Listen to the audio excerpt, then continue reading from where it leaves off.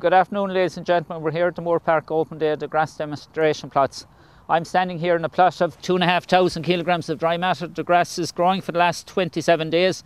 It's not ideal grass for cows. As you can see, there's quite a bit of stem in it, and we would recommend that these type of plots are taken out for wrapping at this stage, because in terms of milk production it'll cost you about 2 litres of milk per cow per day. I'm moving on now to the next grass plot with a cover of 1,750 kilograms of dry matter. Again, this swart is grown 27 days. Again, we can see that there's a serious amount of stem in this swart, and again, it's not ideal grass for grazing cows. Move on to the next plot. It's a cover of 1,600 kilograms of grass dry matter. The swart is a lower height, and it's heading towards ideal grazing grass for cows. The whole idea behind these grass demonstration plots here at Moore Park Open Day today is to be able to help farmers to be able to assess their own covers when they go home from the Open Day today. Farmers are taken through these plots. There are varying heights, varying days in rotation, and it will help to give farmers more confidence when they go home, when they can hopefully walk their farms tomorrow and be able to estimate the cover of grass dry matter which they have on the farm. I'm now standing here in a plot that has been grazed down to 4 centimetres.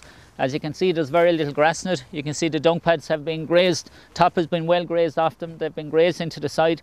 The post grazing height here is 4 centimetres. It's still what we would consider the ideal grazing height to ensure that grass intakes are maximised and milk output is maximised.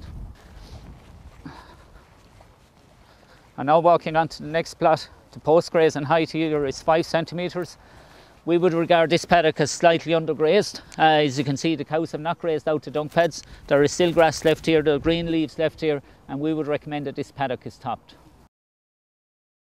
I'm standing here in a paddock now that has been severely grazed by the cows. There is very little leaf area left. As one can see, we've grazed the dung pads. We have cleaned out the tops of dung pads and grazed well into them. This paddock is grazed down to 3.5 centimetres. We would recommend farmers not to graze at this grazing pressure, because it will impact on cow intakes, which will impact on milking performance. I'm now moving on to look at what we would consider the ideal grass for grazing cows. This grass here has a cover of 1,400 kilograms of dry matter. As you can see, there's very little stem in the paddock. It has been grown about 18 days. At this grazing height, we would say that cows' intake is optimised and milk production is maximised. For pre-grazing yield for cows, we would regard this paddock as being the ideal. It has a cover of 1,400 kilograms of grass dry matter per cow. At that pre-grazing yield, grass intake is maximised, and as a result, milk yield will also be maximised, and that will put money in farmers' pockets. In summary, I would just like you to look across the 3 paddocks that we're grazing in. As you can see, the one over where the ideal post-grazing height of 4 centimetres, that paddock has a green tinge when the cows come out of it. That paddock will be up and growing. Once the cows leave it, there will be no lag phase in that paddock.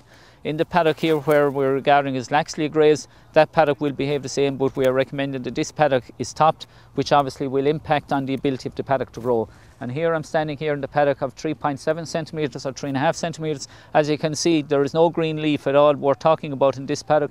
This paddock will have a lag phase of about 3 or 4 days before it gets up and moving, and the potential to run out of grass with this type of grazing pressure is much higher than it is in the paddock over that we've grazed correctly to 4 centimetres. In summary, the ideal post-grazing height that we would recommend is 4 centimetres.